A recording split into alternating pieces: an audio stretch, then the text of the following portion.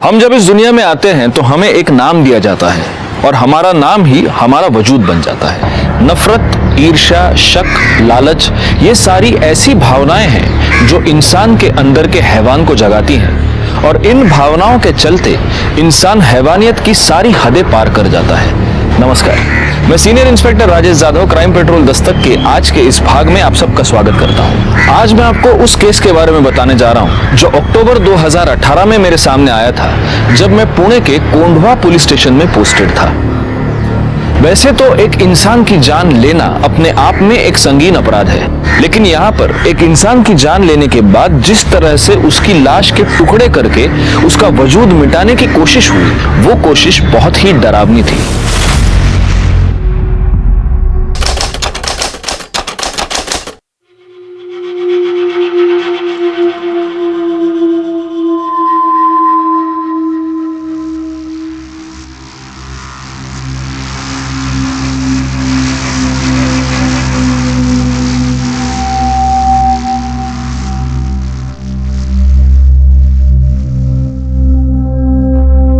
अरे आ गई तू? अभी तू सुबह के 7 ही बजे, इतनी जल्दी कैसे गया? तेरे यार ने तेरे को छोड़ दिया?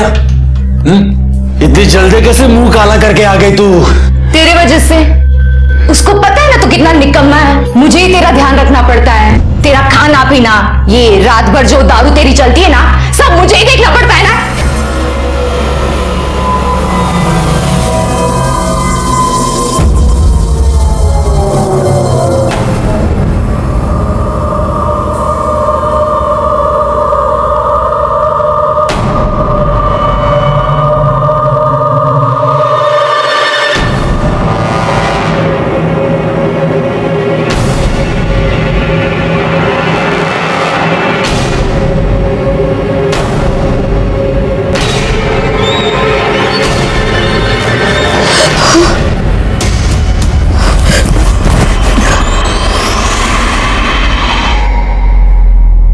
सिद्धांत, वो मैं नमिता के साथ।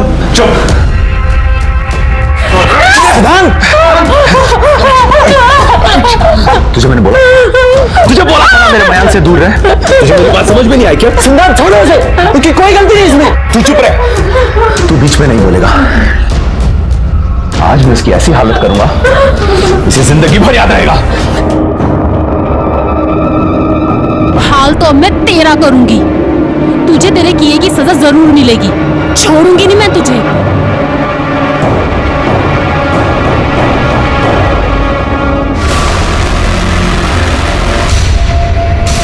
सिद्धांत, सिद्धांत दरवाजा खोल। सिद्धांत, सिद्धांत, सिद्धांत दरवाजा खोल।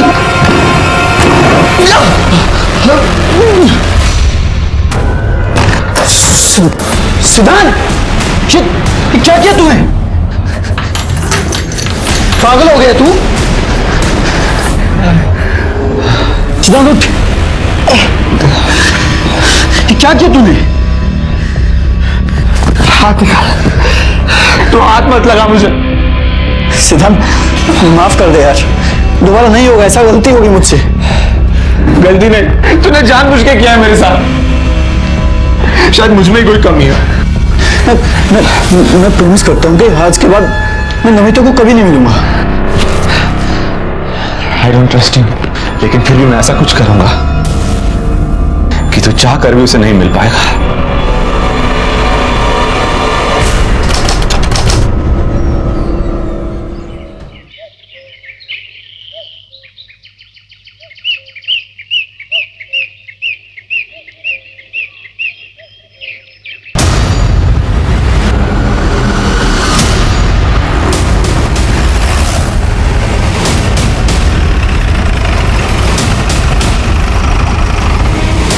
सर, यहाँ की 2 ड्रम्स है जिसमें कुछ केमिकल है, जिसमें से अजीब सी बदबू आ रही है और वहाँ खून के कुछ धब्बे हैं, लेकिन कहीं भी बॉडी नहीं मिली।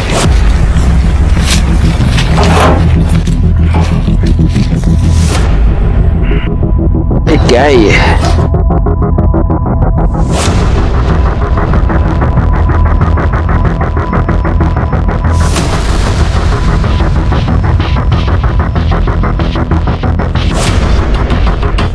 बॉडी इसलिए नहीं मिली गायकवाड़ क्योंकि शायद डेड बॉडी के टुकड़े करके उसे इस केमिकल में डाल दिया गया है और वो बॉडी इस केमिकल में घुल गई। अब ये पता करना होगा कि ये बॉडी किसी जानवर की है या किसी इंसान की। वो खून के डब्बे क्या बोल रहे थे? सर यहाँ पे कुछ मांस के टुकड़े भी मिले हैं। ये देखिए, खून भी सूख चुका है, लेकिन जिस मात्रा में यहाँ पे खून है लगता है बॉडी को यहीं काटा गया होगा। फॉरेंसिक टीम को बुला। हमें सबसे पहले ये पता करना होगा गायकवाड़ कि इतनी भारी मात्रा में ये केमिकल यहाँ पर कैसे आए और ये केमिकल एग्जैक्टली है क्या। दूसरी बात ये कि ये बॉडी एग्जैक्टली किसकी है, मतलब किसी इंसान की है या किसी जानवर की है। एक काम करो गायकवाड़, आजू बाजू के पुलिस स्टेशन में पिछले 5-7 दिनों में जितने भी मिसिंग केसेस हुए हैं उन सब की डिटेल्स निकालो। और हाँ, दूसरी बात, वो जो मांस के टुकड़े हैं उनको कलेक्ट करके एविडेंस के लिए भेज दो। साहब मेरा बेटा एक हफ्ते से गायब है साहब। पता नहीं उसका क्या हुआ, प्लीज उसे ढूंढिए साहब। कहाँ गया पता नहीं चला साहब, प्लीज। करडे काय गडबड आहे?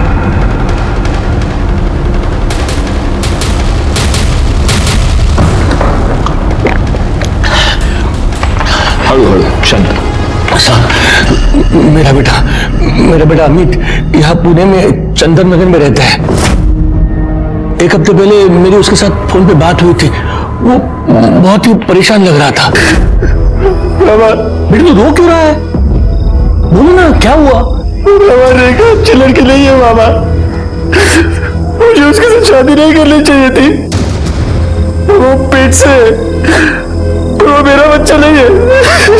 क्या? सारी इज्जत मिट्टी में मिला दी उसने। साहब उस दिन के बाद मेरी दोबारा उससे बात नहीं हो पाई। वो ना ही गांव में आया और ना ही फिर उसका कभी फोन लगा।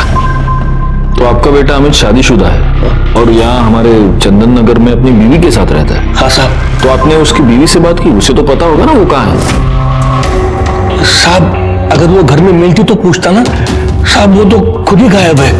क्या मतलब पति पत्नी दोनों गायब है? हाँ साहब, पता नहीं सब क्या हुआ, लेकिन ये रेखा है वो हमारे जात की नहीं है। 2 साल पहले दोनों ने रत्नागिरी में लव मैरिज करके वो लोग यहाँ पुणे में चले आए। अमित ने 2 साल पहले मेरे मर्जी के खिलाफ रेखा से शादी की थी, इसलिए मैं उससे थोड़ा नाराज था। लेकिन साहब अमित मेरा इकलौता बेटा है, उसके अलावा मेरा कोई नहीं है। अमित और रेखा डॉक्टर प्रदीप लेले के यहाँ काम करते थे, ठीक ठाक कमा लेते थे। लेकिन फिर आखिरी बार जब मेरी अमित से बात हो गई तो मुझे पता चला कि कुछ ठीक नहीं है। वो बहुत ही दुखी था, बहुत परेशान था।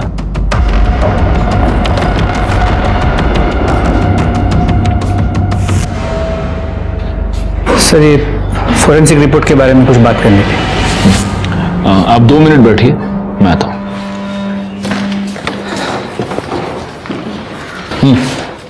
सर उन 2 ड्रम में जो गली हुई बॉडी मिली थी उसके फोरेंसिक रिपोर्ट के मुताबिक वो किसी इंसान की ही बॉडी है।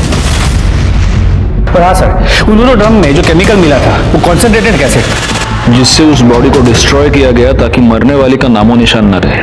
जी सर। और सर रिपोर्ट के मुताबिक मर्डर बॉडी मिलने से 3-4 दिन पहले हुआ था। मतलब पॉसिबल है कि ये मर्डर 6 या 7 तारीख को हुआ हो। खैर एक काम करो सर, सबसे पहले तो ये पता करो कि इतनी भारी मात्रा में एसिड आया कहाँ से। Yes sir. शहर में जितने भी सप्लायर्स हैं उन सबसे पता करो। Yes sir. गायकवाड़ तुम आ जाओ मेरे साथ। हाँ नंतर बोल दो। हाँ बताइए।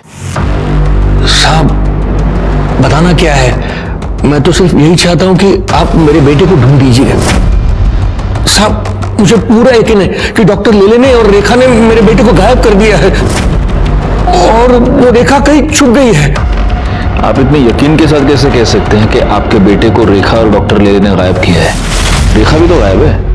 ऐसा भी तो हो सकता है कि आपने और आपके बेटे ने मिलकर रेखा को गायब किया है और अब आपका बेटा अंडरग्राउंड हो गया है और आप यहाँ पर उसकी मिसिंग कंप्लेंट लिखवाने आए हैं ताकि हमको आप दोनों पर शक न हो। साहब आप ये क्या कह रहे हैं साहब? मैं तो अपने बेटे की कंप्लेंट लिखवाने आया था और आप उल्टा मुझे ही फंसा रहे हैं। सब आप बताइए, मतलब इतना बड़ा ब्यूटी पार्लर कौन किसी को फ्री में चलाने के लिए देगा?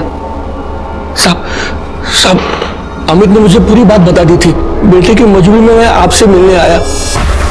पता नहीं मेरा बेटा कहाँ होगा, किस हाल में होगा। आप उसे ढूंढने के बजाय मुझ पर ही शक कर रहे हैं। देखिए, हमारा काम सवाल पूछना है और हम हमारा काम कर रहे हैं। फिलहाल आप एक काम कीजिए, अमित और रेखा दोनों की डिटेल्स यहां पर लिखवा दीजिए। जैसे ही हमें कुछ भी पता चलेगा हम आपको इन्फॉर्म कर देंगे। शंकर के मुताबिक उसकी अमित से आखिरी बार बातचीत 6 तारीख को हुई और 6 तारीख के बाद अमित और रेखा दोनों गायब हैं। वो जो एसिड में डालकर लाश डिस्ट्रॉय की गई थी, उसके फॉरेंसिक रिपोर्ट के मुताबिक वो मर्डर भी तो 6 या 7 तारीख को ही हुआ था। कहीं ये दोनों केसेस कनेक्टेड तो नहीं है? एक काम करो गायकवाड़, फॉरेंसिक टीम को लेकर अमित के घर जाओ और वहां से डीएनए सैंपल्स कलेक्ट करो।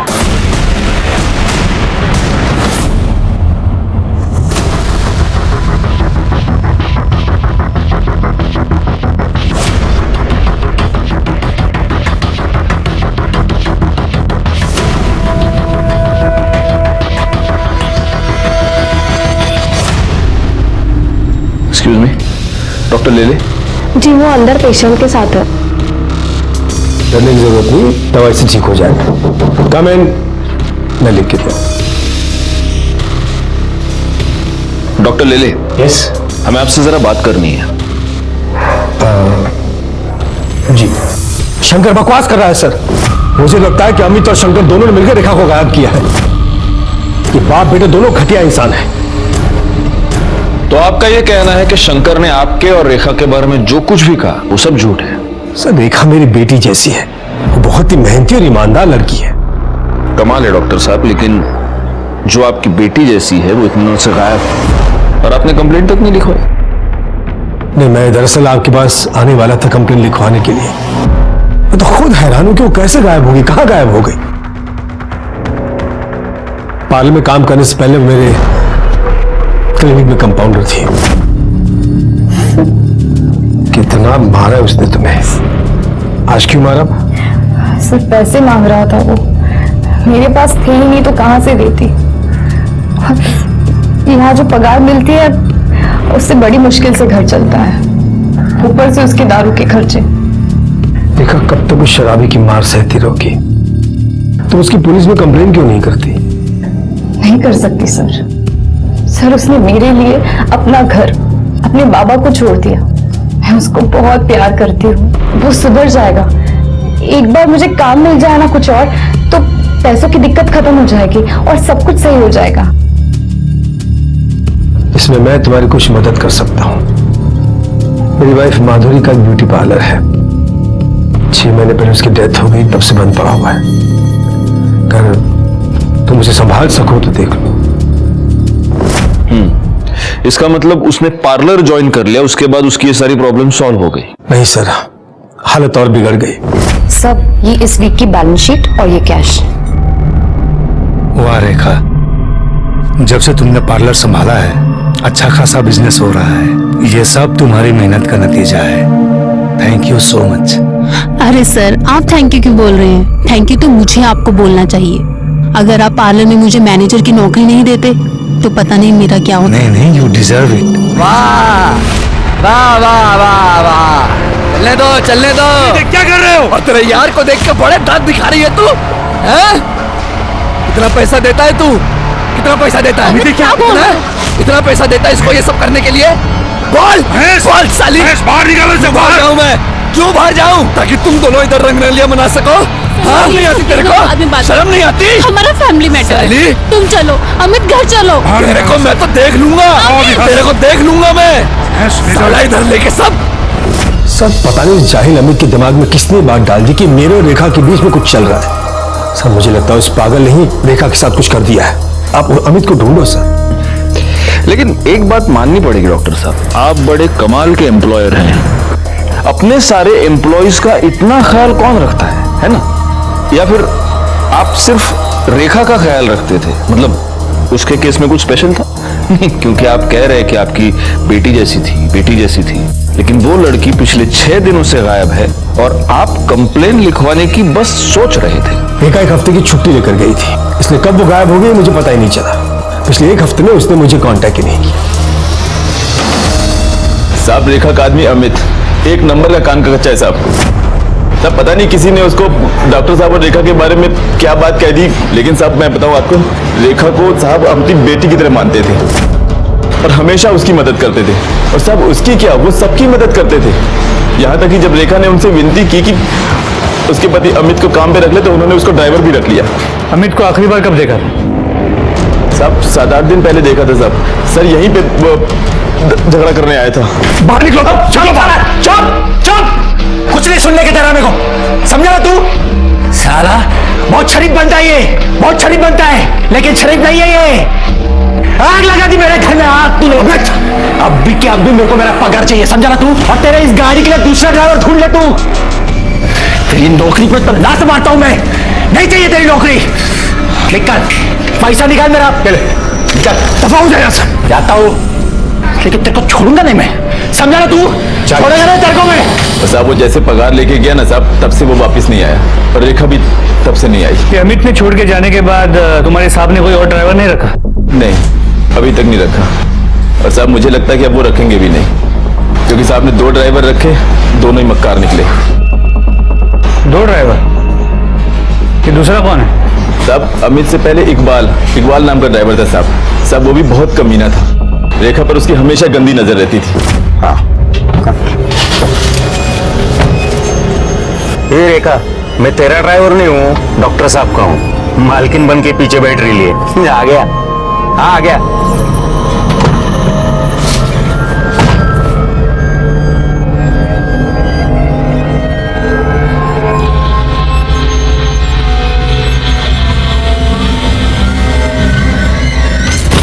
क्या कर रहा है? अरे गुस्सा क्यों करती है?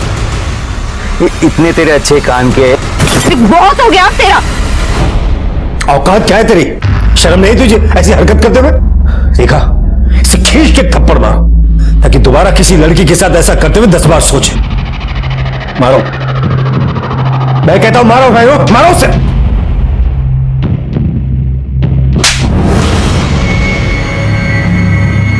ला, गाड़ी की चाबी ला, निकाल निकाल जल्दी और दफा हो जा। तुम्हारा देखना नहीं यहां पर, समझा? चल निकल यहां से। ये बुढ़े पागल हो गए तू लड़की के चक्कर में। लड़की से थप्पड़ मरवाता है, छोड़ूंगा नहीं तुझे। चल निकल यहां से, दफा हो जा। देख मैं क्या करता हूं, मैं देख लूंगा। जा देख, मैं देखता हूं। चल निकल निकल यहां से। तो रेखा की वजह से ही इस इकबाल को भी तुम्हारे डॉक्टर साहब ने काम से निकाल दिया? हाँ साहब।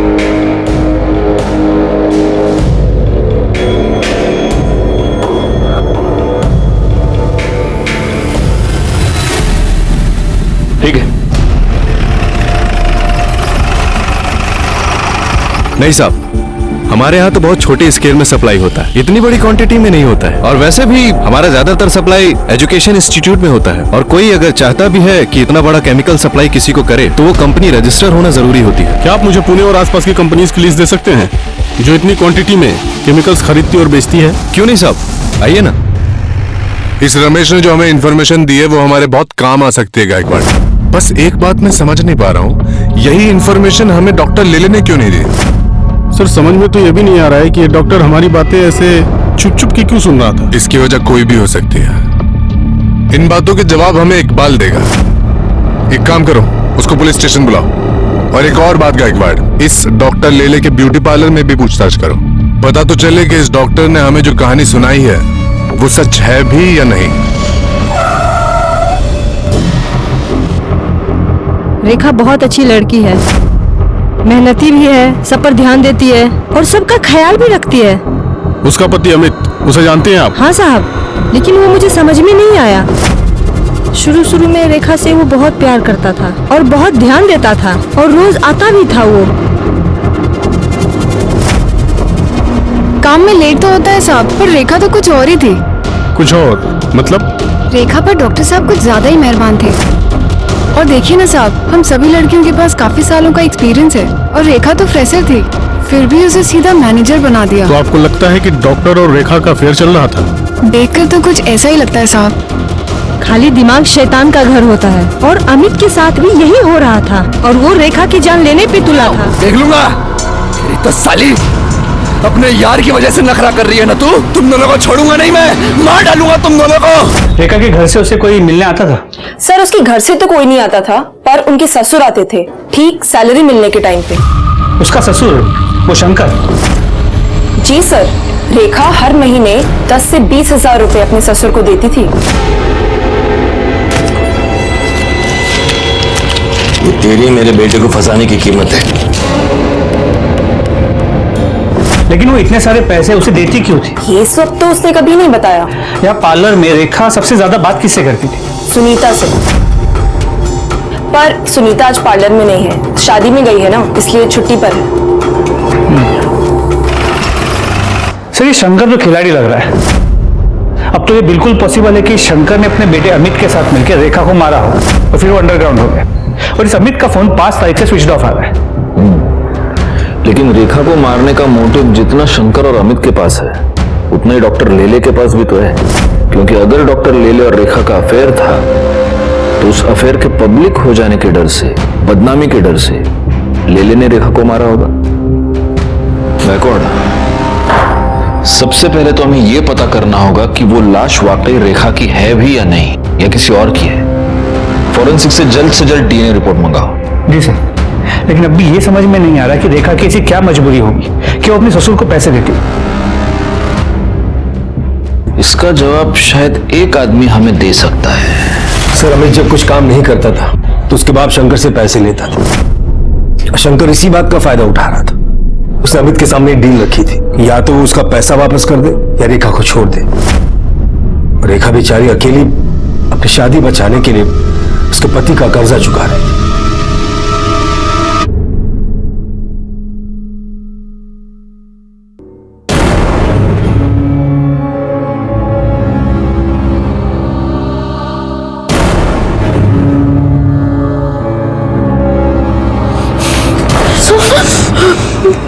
मैंने कहा था तुझसे इससे दूर रहे, लेकिन तू ऐसे नहीं मानेगी।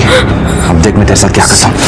सिद्धांत क्या कर रहा है? सब लोग देख रहे हैं। तू एक सेकंड मेरी बात सुन। मैं हाथ छोड़ मेरा। सिद्धांत मेरे लिए प्लीज बैठ के बात करते हैं। सब लोग देख रहे हैं, प्लीज मेरे लिए प्लीज बैठ। मैं बताता हूँ, बैठ। अमिता, सिद्धांत मैंने इसे बुलाया यहाँ पे मिलने के लिए, इसे ये बताने के लिए कि मैं इसके साथ कोई रिश्ता नहीं रखना चाहता। झूठ मत बोल मयंक। ठीक है सिद्धांत, अगर तुझे यकीन नहीं है तो तेरे सामने बात कर लेते हैं। देखो नमिता, मैं अब तुमसे कोई रिश्ता नहीं रखना चाहता।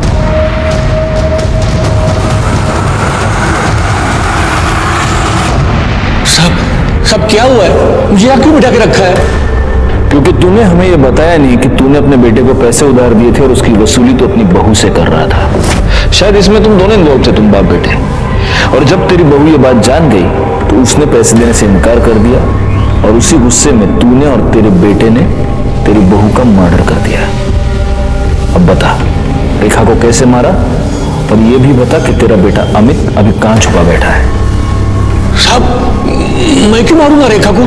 हाँ, मैं उससे पैसे जरूर लेता था ताकि उस पर दबाव बढ़ा सकूं, और वो तंग आकर अमित के साथ अपने गांव वापस चली है और मैं उनकी शादी बचा सकूं। अगर वो डॉक्टर लेले के साथ रहती तो कुछ नहीं बदलता साहब, और उसके पैसे की मुझे कोई जरूरत नहीं थी साहब। मेरे पास भगवान का दिया सब कुछ है, और मेरे बाद में उन दोनों का ही होना था ना साहब। मैं सच कह रहा हूं, मैंने कुछ नहीं किया, और अमित और रेखा कहाँ है मुझे नहीं पता। सब बोल रहा हूं साहब। डॉक्टर लेले ने रेखा को अपने पार्लर का इंचार्ज बना दिया, जिससे रेखा की फाइनेंशियल प्रॉब्लम सॉल्व हो गई। लेकिन उसके बाद रेखा का ससुर शंकर रेखा से पैसे मांगने लगा, और रेखा का पति अमित रेखा पर शक करने लगा। अब रेखा और अमित दोनों गायब है। शंकर डॉक्टर लेले पर इल्जाम लगा रहा है, और डॉक्टर लेले शंकर और अमित दोनों पर शक कर रहे हैं। ये केस तो सुलझने के बजाय ज्यादा उलझता ही जा रहा है गायकवाड़।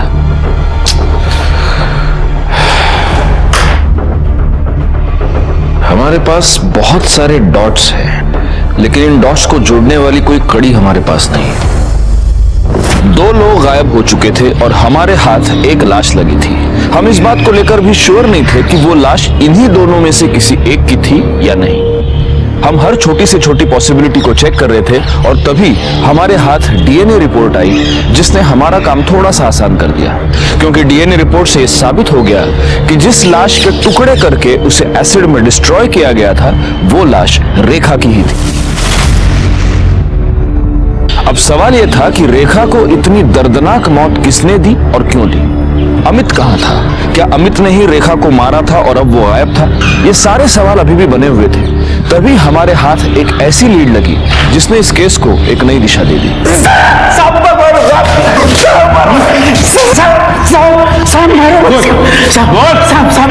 सब बता दो सब माना अपन ने बदतमीजी किया था, लेकिन उसने भी तो साहब सब लोगों के सामने अपने को थप्पड़ मारी ना साहब, इसलिए सब बराबर हो गया ना साहब। ये सब बराबर हुआ नहीं, तूने बाद में किया। उसने तुझे थप्पड़ मार के तेरी बेइज्जती की थी और तूने उसे धमकी दी थी, छोड़ूंगा नहीं तुझे, और उस धमकी को तूने उसे मार के पूरा किया, है ना? अरे नहीं साहब मैंने वो गुस्से में बोला था साहब। माना अपन ने गलती की, लेकिन अपने को क्या लगा वो अगर डॉक्टर साहब के साथ चक्कर चला सकती है तो अपना भी हाथ अगर उसको लगाए तो वो क्यों बुरा मानेगी। लेकिन साहब उसने तो बवाल ही कर दिया साहब। तेरे को कैसे मालूम रे उसका डॉक्टर के साथ चक्कर चल रहा था? साहब अपन 3 बरस से उधर काम कर रहा था, अपन डॉक्टर साहब को पहचानता है ना साहब। और साहब ड्राइवर है अपन, अपनी नजरें आगे भी रहती है और पिछले वाले सीट पे भी रहती है साहब। सिद्धांत को लेकर तुम्हें परेशान होने की जरूरत नहीं है, मैं हूं ना, सब संभालूंगा। उसे प्यार से समझाऊंगा तो समझ जाएगा। ये सिद्धांत कौन है और उसको रेखा से क्या प्रॉब्लम थी? साहब सिद्धांत डॉक्टर साहब का बेटा साहब, उसको तो एक आंख से पसंद भी नहीं थी रेखा, वो बहुत नफरत करता था साहब। अपन अपनी आंखों से देखा है ना साहब।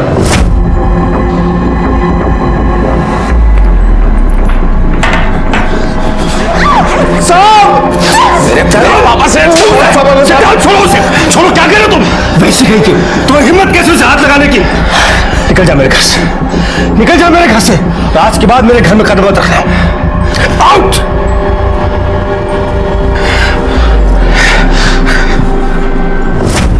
साहब अपन को तो फुल डाउट है साहब, सिद्धांत बाबा ने ही कुछ किया है रेखा के साथ। अच्छा, सिद्धांत ने रेखा को धमकी दी तो तू बोल रहा है उसने उसका मर्डर कर दिया? धमकी तो तूने भी दी थी साले, तो इसका मतलब तूने भी मर्डर किया? साहब अपन काय को मर्डर करेगा साहब? जिस दिन अपना वो घर छूटा, उस घर से अपना वास्ता उसी दिन से छूट गया साहब। तू नाटक बहुत अच्छा करता है रे इकबाल, करडे याची सगळी नाटक बाहेर काढा। साहब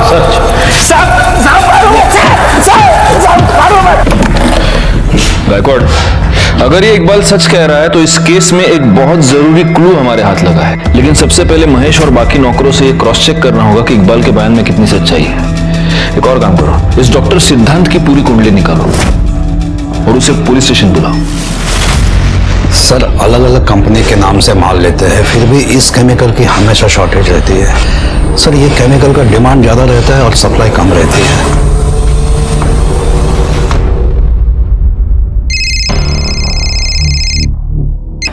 हाँ बोला सर, एक खास इन्फॉर्मेशन मिली है। केमिकल्स की शॉर्टेज पूरी करने के लिए एक ही कंपनी अलग अलग नाम से केमिकल्स खरीदती है। इसका मतलब ये हो सकता है कि किलर ने अलग अलग आईडीज यूज करके एसिड खरीदा। Yes sir. एक काम करो, ये पता करो कि किन किन कंपनीज ने अलग अलग आईडीज का इस्तेमाल करके एसिड खरीदा है, और हो सकता है कि ये एसिड रेखा की मौत के कुछ दिन पहले खरीदा गया हो। Right sir.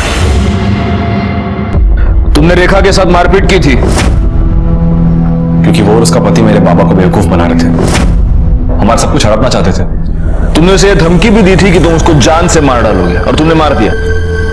सर धमकी मैंने गुस्से में दी थी, मैंने उसे नहीं मारा सर, मैंने कुछ नहीं किया।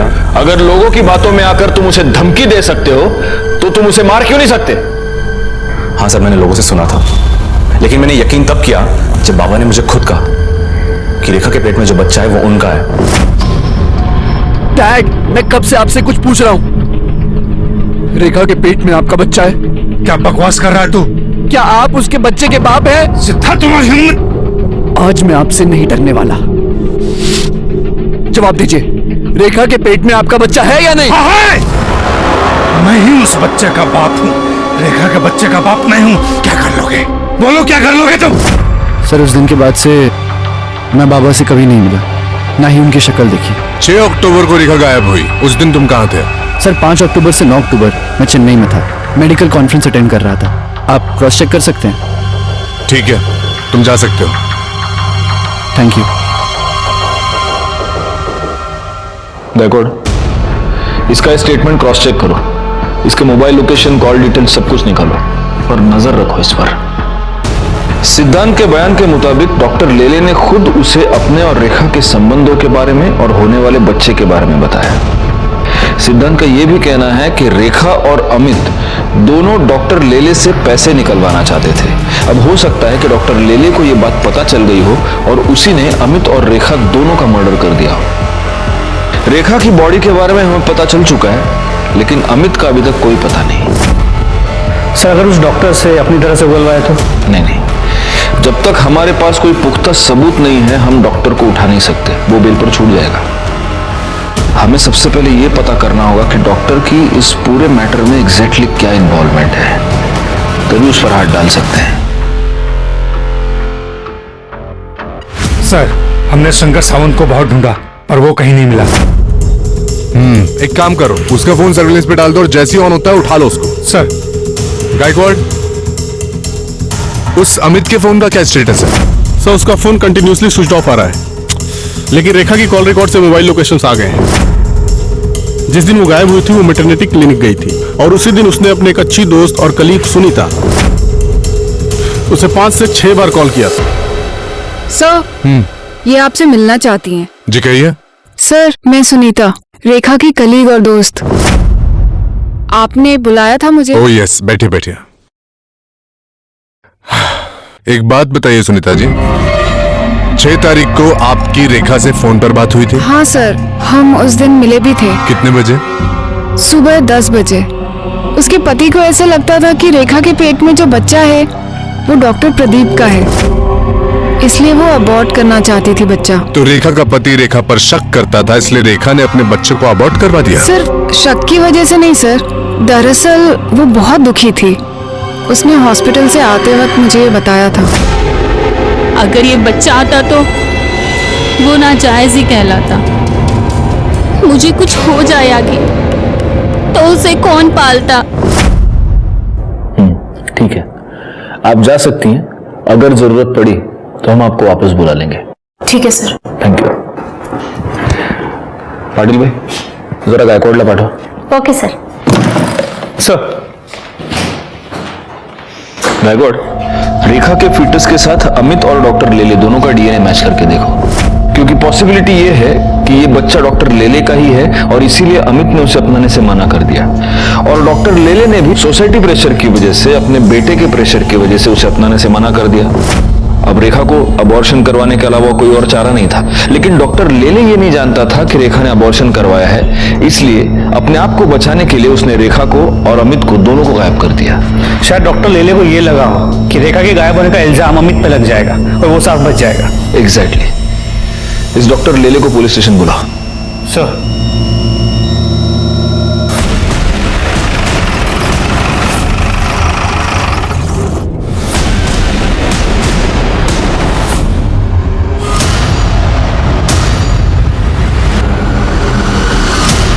घर में कहीं भी कोई फोर्स एंट्री के निशान नहीं, बॉडी पे भी कहीं कोई एक्सटर्नल इंजरी मार्क्स नहीं, लेकिन सर यहाँ गले पे ये देखिए, यहाँ पे कुछ इंजरी मार्क्स हैं, स्वेलिंग भी आ गई है, लेकिन क्या है कैसे हुआ है कुछ पता नहीं चल रहा। लगता तो ये मर्डर ही है गायकवाड़, और हो सकता है कि जिसने भी ये मर्डर किया है उसे इस घर में फोर्स एंट्री करने की जरूरत ही नहीं। सर इंजेक्शन मिला। इस तो खाली लग रहा है गायकवाड़। हो सकता है गले पर ये जो 2 मार्क्स है वो इसी की वजह से। देखो निडल देखो, जमा करा। सर 1 मिनट सर, यहाँ आइए सर, ये देखिए सीसीटीवी कैमरा। सर कैमरा तो वर्किंग है, इसका कंट्रोल पीछे की तरफ है और किसी ने इसका मेन स्विच ऑफ कर दिया है। सर ऐसा लगता है कि इस घर में घुस के डॉक्टर साहब पर हमला करने वाला उनकी जान पहचान का हो सकता है। बॉडी को सबसे पहले किसने देखा? मैंने देखा था साहब कल संडे था, तो संडे को साहब भी पूरा दिन घर में ही रहते हैं और मेरा भी शाम को 4 बजे छुट्टी हो जाती है, तो मैं घर चला गया था साहब। लेकिन सब जब मैं सुबह आके देखा तो मैंने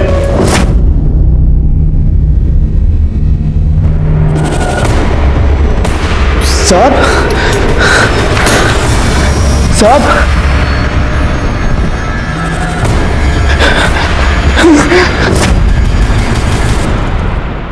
डॉक्टर प्रदीप लेले की मौत ने इस केस को एक नया ट्विस्ट दे दिया, क्योंकि अब तक डॉक्टर लेले इस केस में हमारे लिए प्राइम सस्पेक्ट था।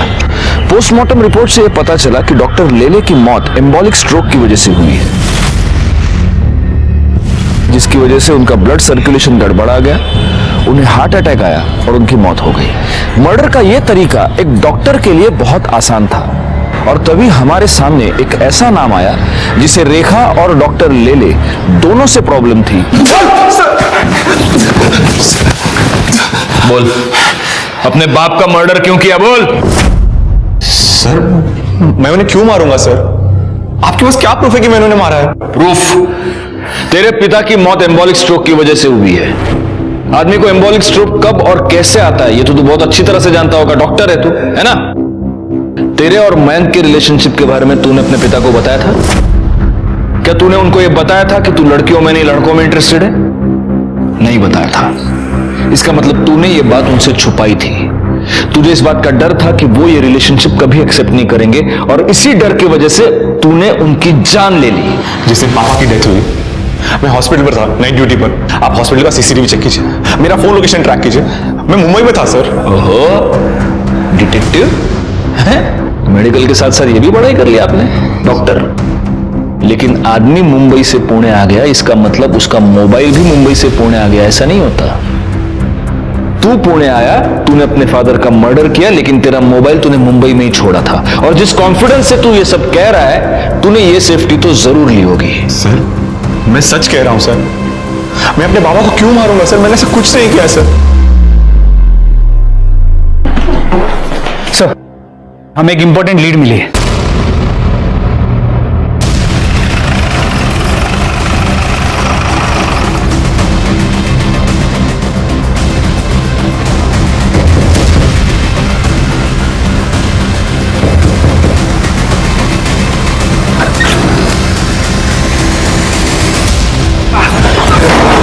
साहब क्या कर रहे हो? आप क्या कर रहे हो? बेटा कहाँ है तेरा? मालूम नहीं साहब। कर दे, घर चेक करा। पकड़ा ला।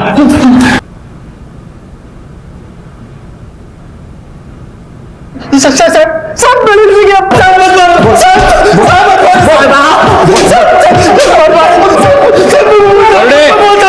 कर दे बस बस। बोले अभी पोपट की तरह बोल, वरना करड़े मिर्ची लेके आ जाएगा, समझा? चल बोल। मैं बहुत प्यार करता था साहब, लेकिन उसने मेरे को बहुत धोखा दिया साहब। डॉक्टर का बच्चा अपने पेट में लेके घूम रही थी साहब। वो डीएनए टेस्ट से यह साबित हो चुका है कि रेखा के पेट में जो बच्चा था वो तेरा बच्चा था।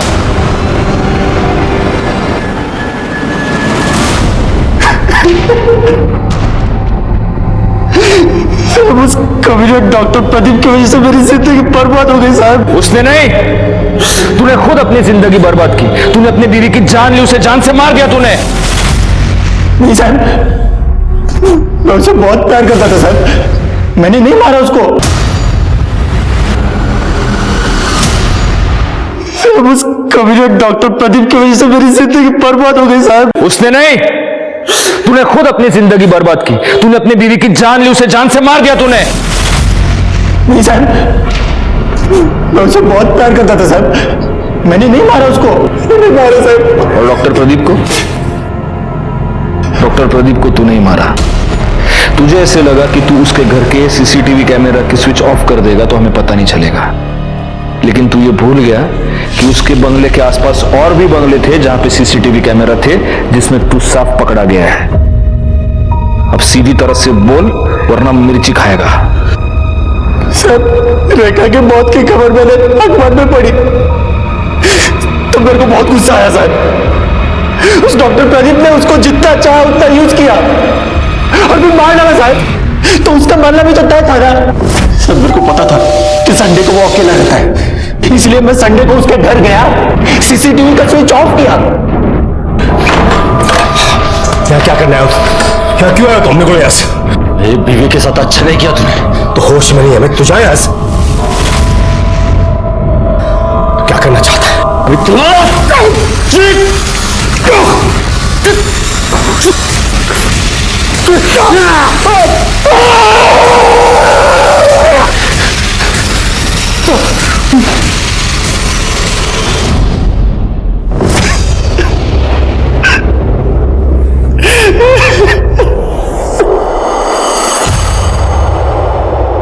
सर, पुणे के सेम एड्रेस पर रजिस्टर्ड 2 ट्रेडिंग कंपनी ने 5 अक्टूबर के दिन अलग अलग सप्लायर से 2 ड्रम खरीदे थे और जिसने ड्रम खरीदे हैं उसके इस केस से कनेक्शन है।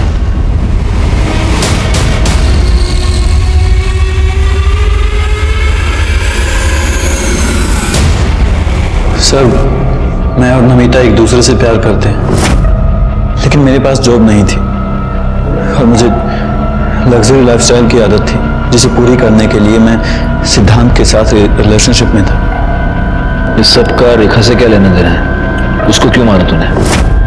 सर, क्योंकि सिद्धांत की उसके डैड के साथ लड़ाई हो गई थी और उन्होंने उसे अपनी प्रॉपर्टी से बेदखल करने के लिए कहा था, जिसकी वजह से सिद्धांत काफी परेशान था। पापा ने मुझे धमकी दी कि मुझे घर से निकाल देंगे, जायदाद से बेदखल कर देंगे। पापा बोल रहे थे कि सब कुछ रेखा और उसके बच्चे के नाम हो जाएगा। सिद्धांत अपनी इंटर्नशिप पर था। उसके डैड उसे हर महीने अच्छे खासे पैसे भेजते थे, जिसकी वजह से मेरा खर्चा चलता था। जब मुझे पता चला कि उसके डैड उसे प्रॉपर्टी से बेदखल करने वाले हैं तो मैं डर गया था। मुझे लगा अब मेरी आगे की लाइफ कैसे कटेगी, इसलिए मैंने डिसाइड किया कि मैं रेखा उसके बच्चे को मार दूंगा। मैं उस पर नजर रखने लग गया और जब वो हॉस्पिटल से बाहर आई तो काफी देर तक मैंने उसका पीछा किया। तू रेखा पर नजर रखे हुए था, तो तुझे इतनी सी बात समझ में नहीं आई कि वो लड़की 4 से 6 घंटे एक अबॉर्शन करने वाले हॉस्पिटल में क्या करने गई थी? अगर तूने अपना कॉमन सेंस यूज किया होता ना, तो आज तू इस तरह से मेरे सामने नहीं बैठा होता और आज रेखा जिंदा होती। एक सीधी साधी मेहनती लड़की जो अपनी छोटी सी गृहस्थी का सपना देख रही थी, एक्सपेंसिव लाइफस्टाइल चाहने वाले मयंक और शक करने वाले उसके पति अमित की वजह से मारी गई। डॉक्टर प्रदीप लेले का भी इसमें बराबर का हाथ था, क्योंकि अगर डॉक्टर लेले अपने बेटे को ठीक से समझाते, अगर वो इस सिचुएशन को मैच्योरली हैंडल करते, तो शायद रेखा, उसका बच्चा और खुद डॉक्टर लेले आज जिंदा होते। लेकिन उन्होंने ऐसा नहीं किया और इसी की वजह से रेखा अपना बच्चा गंवा बैठी और बाद में अपनी जान भी। इसमें हालांकि रेखा का कोई कसूर नहीं था, लेकिन उसकी एक गलती ये थी कि उसने इस क्राइम की दस्तक को अनसुना कर दिया। अपने पति का शक और उसकी मार वो सहन करती रही। इस तरह के अत्याचार को आप कभी भी सहन ना करें, क्योंकि अत्याचार को सहन करके आप उसे मिटाते नहीं बल्कि उसे बढ़ावा देते हैं। इसी के साथ मैं सीनियर इंस्पेक्टर राजेश यादव आपसे विदा लेता हूँ। दोबारा मिलूंगा, तब तक सतर्क रहिए और देखते रहिए क्राइम पेट्रोल दस्तक, क्योंकि मकसद बताना नहीं, बचाना है। जय हिंद। इस तरह के और भी एपिसोड देखने के लिए हमारे चैनल को सब्सक्राइब करें और बेल आइकन दबाना ना भूलें।